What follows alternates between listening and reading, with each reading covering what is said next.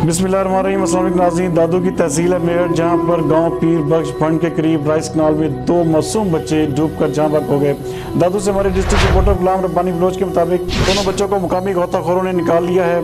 Rescue ज़राए का कहना है कि डूबकर जहां बक होने वालों में 4 साल दुआ और 8 साल फोरल भिंड भी शामिल हैं। जहां बक होने वाले दोनों आपस में कज़न हैं। पाँव फिसलने के बायस राइस कनाल में गिरने से उनकी मौत वाक़ई हो गई।